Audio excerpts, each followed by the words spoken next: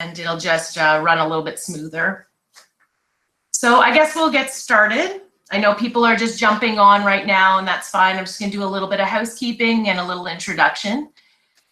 Welcome to the 19th annual Lake Links. I know this year's a little bit different for everybody. 2020 has been quite a year, and well, we're still able to present some great content to you all, and we're still able to get together, even if it's from our own living rooms. I wish I was there to give you hugs. Everybody knows I'm a hugger. It's been a hard year because I haven't been able to hug anybody but my family. But yeah, thank you for joining us today. We have over 200 people on this call from different parts of Canada. We have people from BC, from Alberta, Saskatchewan, all over Ontario, Nova Scotia, New Brunswick, Vermont, Ohio, and even Australia.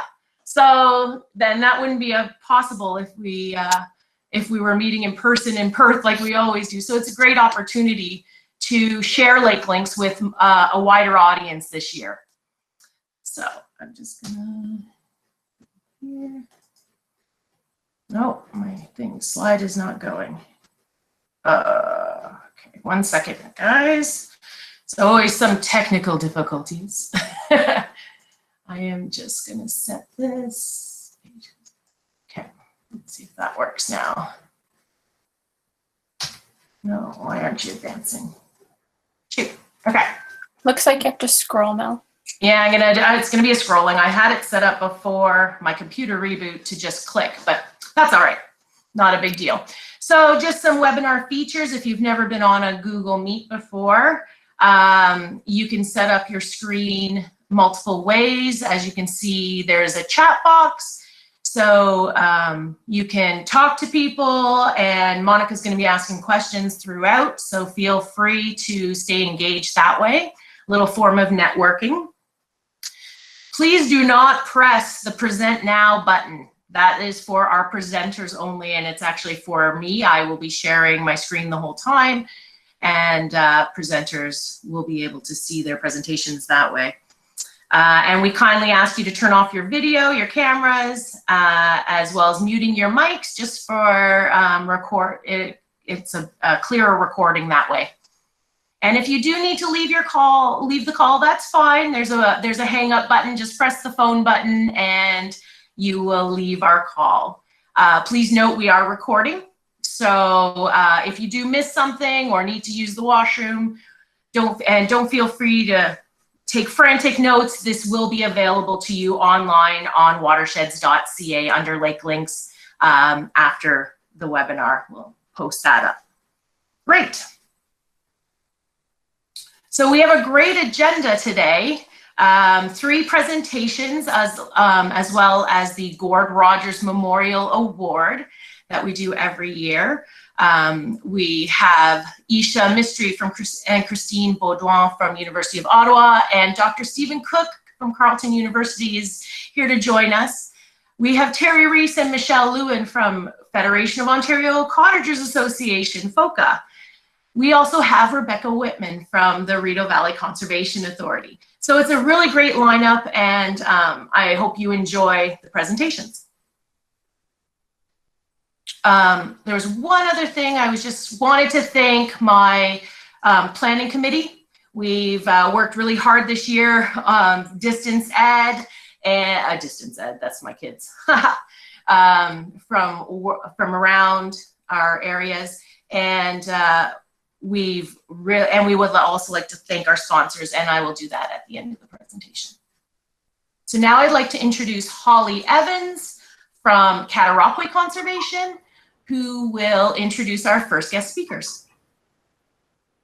Good morning, everyone. I hope that you can all see and hear me.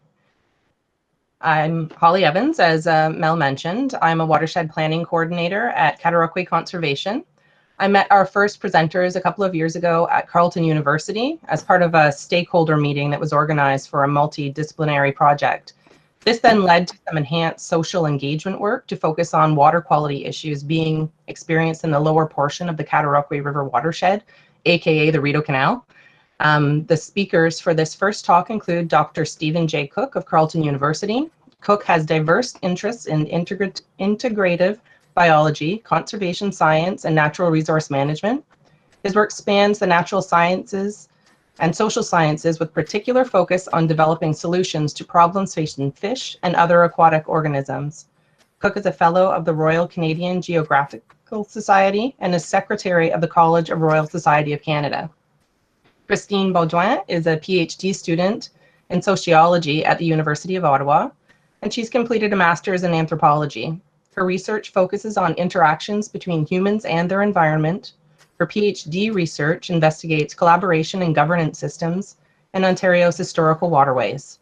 Christine's a member of the Human Animal Lab, a research group on the Anthropocene based at the University of Ottawa. And finally, Isha Mistry is completing her master's this year in environmental sustainability at the University of Ottawa.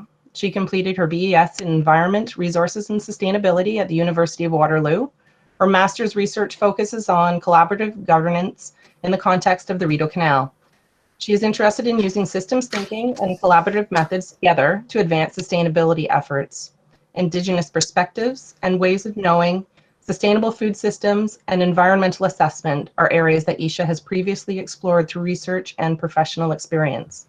I'll now turn it over to our first presenters. Thank you.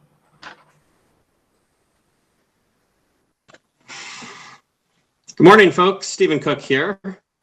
I have the great pleasure of providing a bit of a chapeau to the first presentation, so I'm only going to speak for a few minutes. Before I get going, I just want to acknowledge that I'm joining you today from the unceded territory of the Algonquin peoples. I'm in Greeley. Later today, I'll be headed to Big Rideau Lake to close up my cottage, so certainly love lakes and enjoy spending time outdoors. So the project that you're going to hear about this morning is a component of a larger project. We received approximately $500,000 from NSERC, which is a federal scientific funding body in Canada. And that work over the last 3 years has supported more than 15 grad students. That work includes studying so there's a common theme there, and it's about studying movement and connectivity. And so not surprisingly, we study the movement of fish, movement of turtles, but we're also working with engineers to study the movement of water and nutrients through the system. And as you're going to hear about today, we're also interested in how knowledge moves and how people are connected in different ways within the system. The reason why I was keen to speak with you this morning is to let you know that this project is on the verge of sunsetting. So we're about 3 years in, we've got a 1-year no-cost extension, and we're starting to dream about what comes next.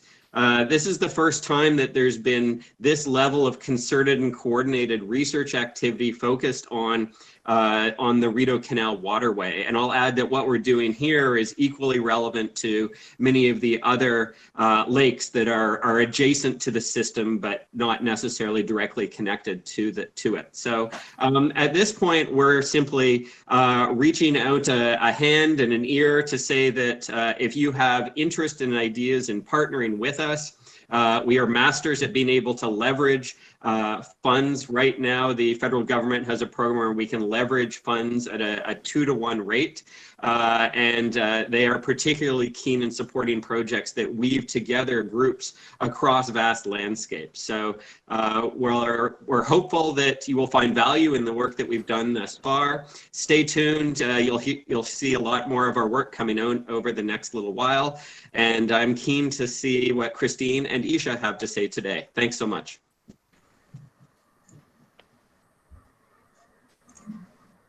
Hello, everyone. My name is Isha Mistry, as Holly mentioned. I am a master's student in environmental sustainability at the University of Ottawa, and I'll let my colleague introduce herself. Good morning, everyone. I'm Christine, and I'm a PhD student in sociology at the University of Ottawa. Nice to see everyone this morning. So thanks, Steve, for the introduction. Our presentation today will focus on a case study we did in partnership with the Three Lakes Group, Cataraqui Conservation, and Queen's University. It uses action research to engage stakeholder perspectives on deteriorating water quality to advance solutions. So we will focus our presentation today on the theme of effective engagement for positive action. We will not go into too much detail about our results about water quality, though we do have a publication draft we can share upon request if you would like more information on this research. Next slide, please. And so before we delve into our presentation, we'd like to situate ourselves. So our research focuses on the lower Cataraqui region, which is highlighted in red on the right. And we specifically look at stakeholder perspectives from Cranberry, Dog, and Colonel By Lakes. And this is on the lower end of the 200 kilometers of the Rideau Canal.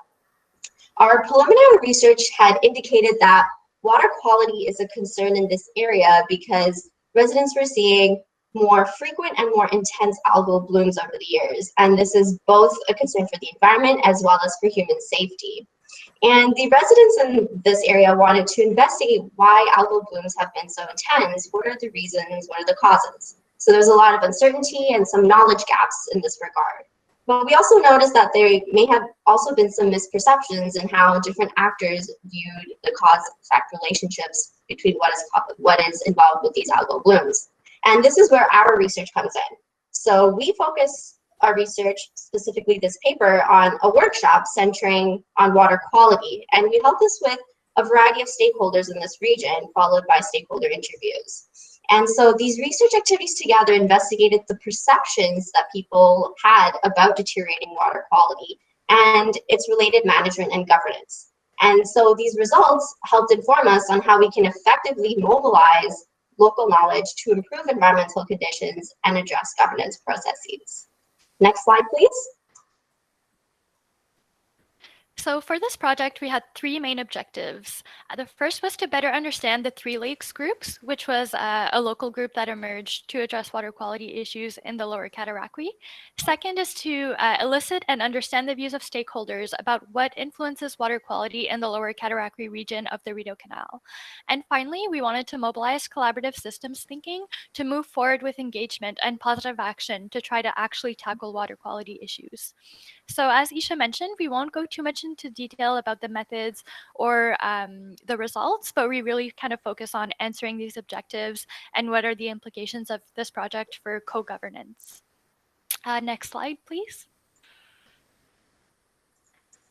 And so we mobilize action research to help us fulfill the three objectives that I mentioned. Action research seeks to simultaneously understand social phenomena, but also promote change led by the actors that are involved and to facilitate specific outcomes based on new understandings.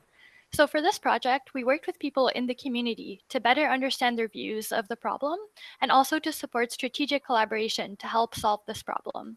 So we first got together with a member of the community to come up with the idea of doing workshops. And just to kind of let you guys know, as Steve mentioned, this is a broad research project. And here we talk about our workshop in the lower Cataraqui. But for context, we also did 5 workshops in the Rideau Canal overall. So there is also more work coming from that soon. So after having the idea of doing workshops, we more specifically collaborated with the Three Lakes groups, Cataraqui Conservation, and Queen's University around water quality in the lower Cataraqui. And we used action research kind of as a guiding principle for the project because it helped position ourselves, the researchers, but also our partners and the participants as active actors within the Rideau Canal, which we conceive as a social ecological system. So if we conceive ourselves as being a part of the system, this can lead to applied work and research because the problem of water quality and algal blooms is then identified by the community as a concern, and it's something that a problem in the system that we're also a part of so that we can kind of try to get together and tackle together. Next slide, please. So we often need to better align our human systems with ecological systems in order to effectively address environmental problems. And so our first objective focuses on understanding these human ecological systems by looking at the activities and concerns of the Three Lakes group. So first, the area of concern is water quality, but also associated with that is the lack of monitoring as well as the lack of effective education. So these were some concerns that we heard from the group. And these concerns relate to governance issues, and specifically the lack of capacity to deal with these issues, the restricted mandates of federal and provincial governments, as well as jurisdictional fragmentation. And what we mean by the jurisdictional fragmentation is that there's multiple authorities that kind of have an influence or develop policies and regulations, as well as approve permits for this one shared resource. And so this missing link to an effective governance regime had caused frustration among residents, which actually motivated them to self-organize and connect with local actors that could help them. And we noticed that the residents were mainly older, retired folks, which emphasizes that maybe those that have more time, knowledge, and experience on hand tend to be more involved in these activities. Nevertheless, they were crucial actors in local leadership, which expanded local capacities for research by forging new partnerships. And so as social science researchers, we noticed that the knowledge of these actors could be better linked into an understanding, to improve understanding of natural and human systems. And this in turn would help improve governance processes. And so how we mobilize this knowledge is by holding a workshop centering around collaborative systems thinking to kind of address that missing piece. And so Christine will now talk about what exactly this workshop entailed. Next slide, please.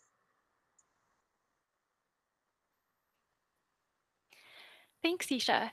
Yeah, so the workshop was specifically a series of structured activities that we enacted with people to try to better understand the state of water quality in the lower Cataraqui region.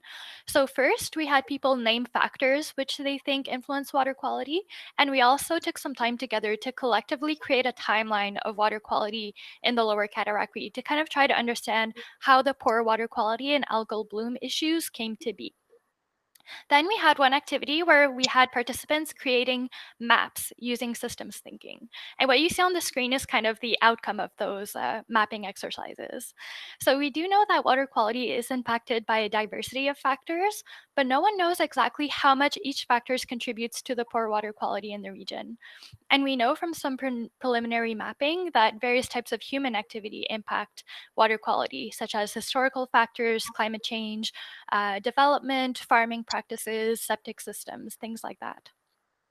So on the right, you see the full map, which has 47 factors, which participants identified as related to water quality or impacting water quality in some way. And we see that there are 247 links or ties between all of these factors. So we obtained this map by merging 5 maps that were created by participants. So in the workshop, we put participants in pairs so that they could create a map with someone else. After they did kind of a draft just by themselves, then they paired it with someone else to also try to share their thinking and understand other people's points of views. And then after the workshop, Isha and I took the 5 individual maps and merged it to kind of have a community map of what water quality is, what are the different factors impacting water quality in this area. So we see that there's a strong mix of social but also ecological factors in the map.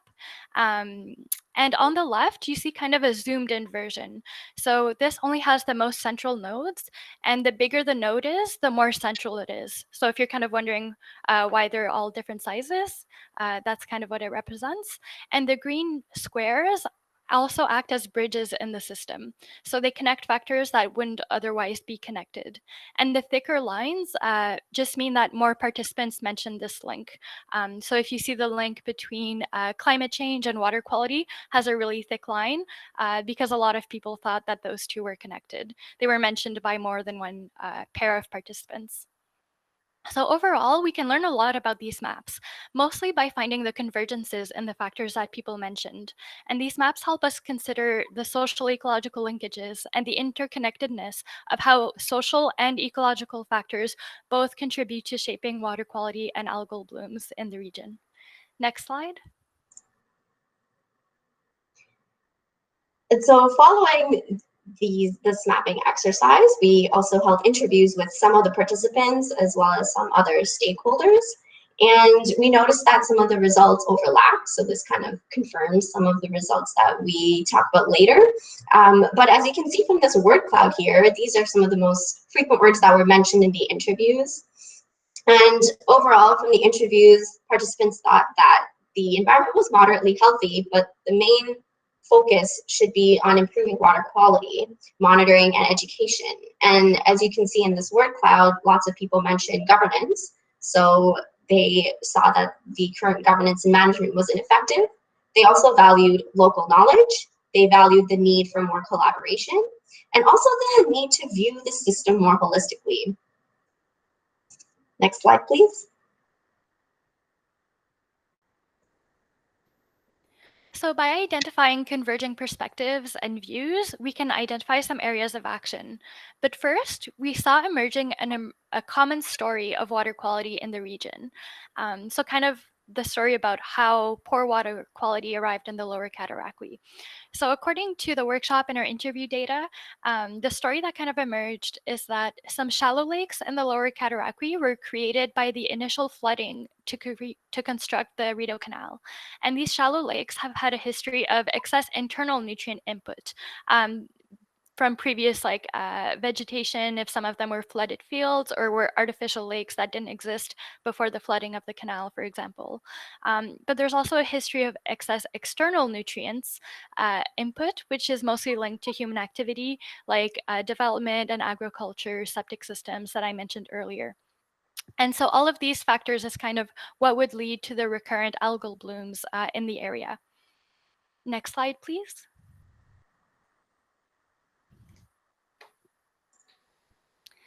And so the map in our interview data show there's a lot of convergence around some factors.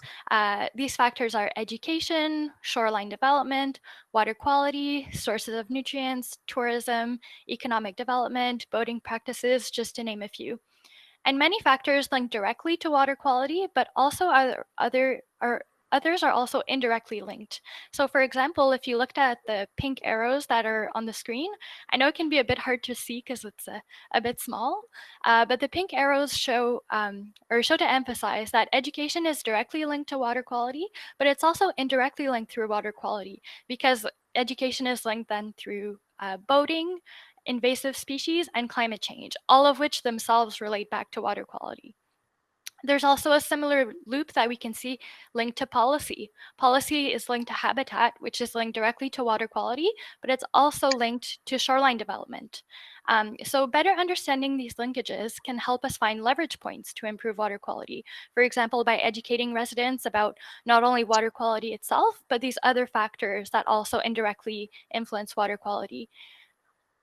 And some participants, as Isha mentioned, recognize the need to pay a holistic attention to environmental issues. So there's a need for a systemic understanding of water quality, which our workshop activities helped achieve with the mapping exercise. And there's also a need to go beyond just the Rideau Canal or the Cataraqui watersheds, because other geographical areas could also impact water quality. And that's also part of developing systemic thinking and using systems thinking. And finally, we can use the collaborative mapping to really integrate different knowledges and different views. So different participants maybe inputted different factors that some others didn't mention, but at the end we get a big map with 47 factors that can kind of give us a better overview of what factors influence water quality in the region. So overall, convergences and stakeholder perceptions of water quality help us identify points of intervention in the system to try to tackle the problem of water quality more efficiently. Next slide, please. And so as a result of this stakeholder workshop and the interviews, Christine and I were able to identify some areas of action and how we could go about addressing these areas of action. So the first one focuses on determining the sources of nutrient loading. So what exactly is contributing to increased nutrient input? And we can further examine this by conducting a nutrient budget study, which Queen's University is currently working on in partnership with the Three Lakes group. So this is really an opportunity to combine local and scientific knowledge and also go more toward community science. And the second area of action is to examine the spatial and temporal differences in environmental health. So what are the changes in time that are happening across the canal, and what are the changes happening in different areas of the canal? So we can address this by using systems thinking workshops to engage local actors and look at broader changes, because as we saw in the workshop, that actors brought a variety of different factors to the table. So that can be very useful by looking at changes across the canal. And so that leads us to the third area of action, which is creating relatable narratives to effectively engage property owners and politicians, because they are key players here. And we could do this through creating voluntary education programs or working with partners like Cataraqui Conservation to better inform educational programs. And so altogether, these points of intervention indicate that trust and relationship building are essential to compensate for gaps in knowledge and for holistic environmental management. We saw that participants really appreciated the opportunity to get together in a workshop and connect with, for example, real estate agent, farmers, as well as a local politician, and really voice their concerns and work collaboratively to advance solutions. And we saw that local initiatives, when guided by academic rigor, such as the method we use, can help direct managers to areas that require attention. And this can result in a vision that reflects local realities and values. So our research reveals that local action should not substitute government inaction, but rather it should incite government involvement. And we found that collaborative systems thinking was effective in transforming stakeholder knowledge into actionable leverage points. But these need to be linked to higher level policy and regulation development. And this can be facilitated through multilateral partnerships. Next slide, please. So in conclusion, to tackle water quality issues, we must attend to the social world, because water quality issues are not only ecological or technical, but they're also social, as the data from our interviews and the collective maps that we've arrived at shows. So we need to explore and account for these social factors, and we need to find ways to work together to improve water quality. And so just briefly, some of the recommendations that we have that are included in the publication are for the 3 Lakes groups to develop stronger links with actors involved in policy processes. And they can do this by leveraging their network and forming diverse partnerships. And there should also be follow-up with these partners to assess their progress and set short-term goals and kind of go toward that common vision. And lastly, a second or maybe more than one collaborative systems thinking workshop could be held to further refine these research questions and advance efforts in these areas of action. So overall, this case study shows that action research has the potential to amplify local efforts and enable community members to participate in democratic, evidence-based processes that could feed into policy and regulation development. And everyone has a role to play in improving water quality and environmental conditions, but also in improving effective engagement strategies for positive action. So we hope that our presentation today can help guide effective engagement in your own initiatives and advance positive action by showing the power of participation and collaboration using multi-actor networks. Next slide, please.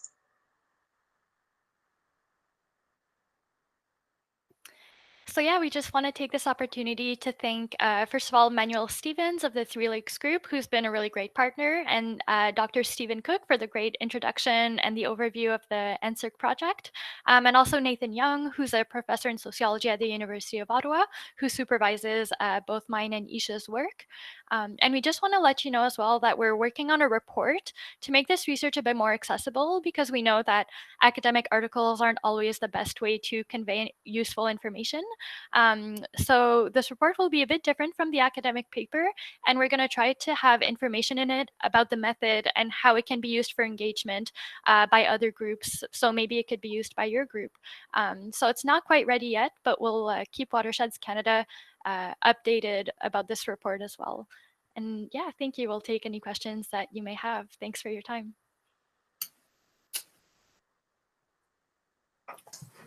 Thank you so much.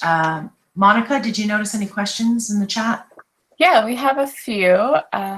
So the first one was just someone who was looking to get a copy of that paper, and I said that we would connect the two of you. Conrad is asking, how important was the support from the Conservation Authority to your work?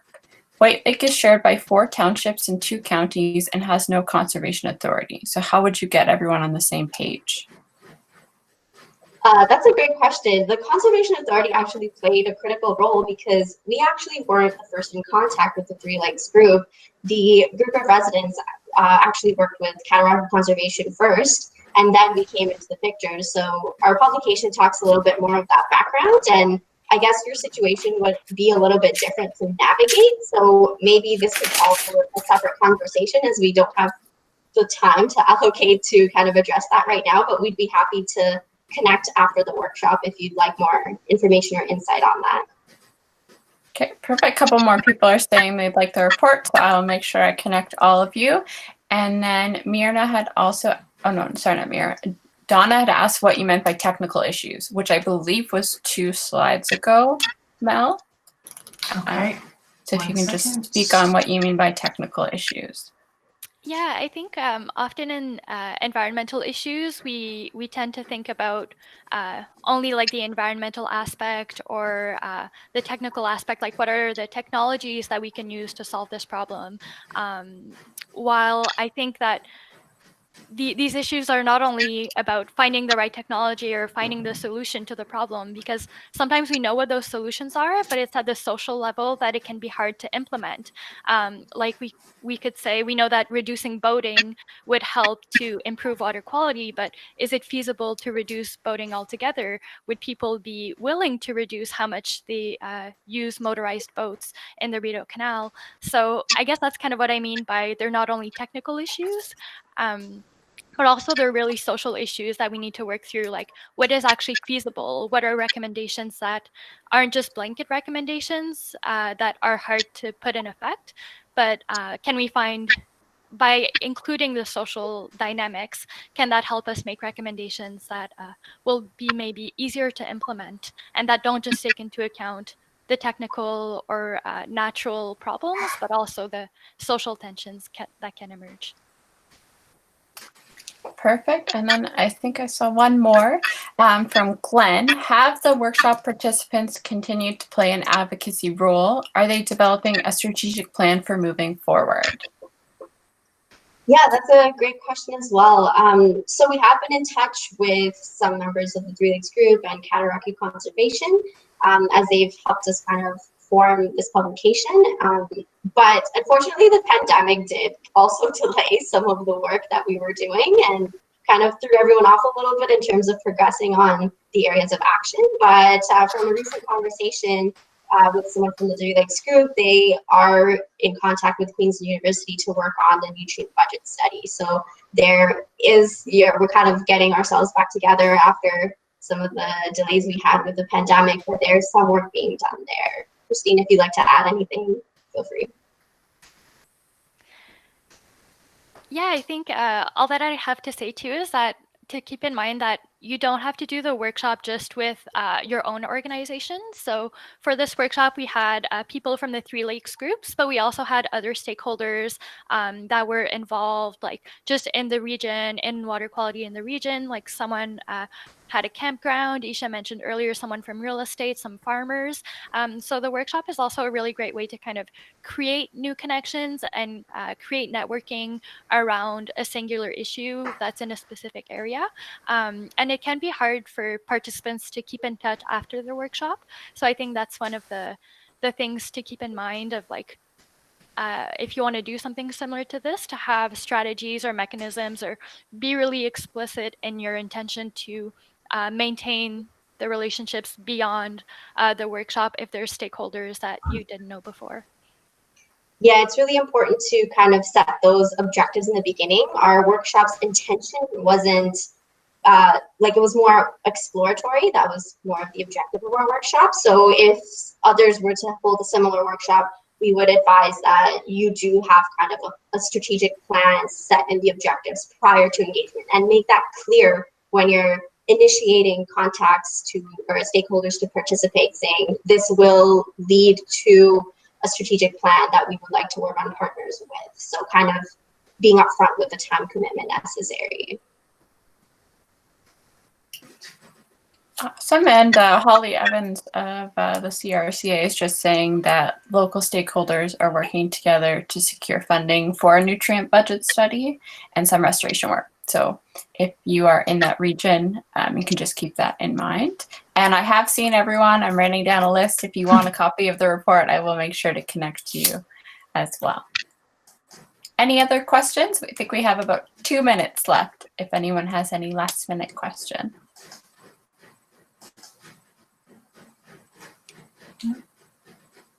Okay. Well, thank you so much for being a part of our Lake Links today. We really appreciate it. All that information was fantastic. So we will definitely stay connected, and we look forward to seeing your report. We have one more question, actually, from Mike. He says, prior to the workshop, were the participants provided with a technical brief of the major impacts on the watershed before the discussions? They were not. In the case of this workshop, we kind of provided them with just kind of the questions that we were going to discuss around water quality in this area of the Rideau Canal, but we didn't provide any specific brief. We did, however, ask them to, for the timeline exercise that I briefly mentioned, we asked everyone to bring a piece of information, whether it's a specific date or a policy or a study that they knew about, to kind of bring a piece of information so that we could then collectively piece together kind of the story of water quality in the region. But we didn't have specifically a technical brief. But I think it's something depending on the issue that's being targeted and the stakeholders involved. It's the workshops and these kinds of engagement methods are really flexible, can really be adapted to everyone's needs. So depending on, you know, the issue that you're tackling and the people you're working with, it could be feasible to send a report before the workshop to get everyone on the same page. Great. That's fantastic. Okay,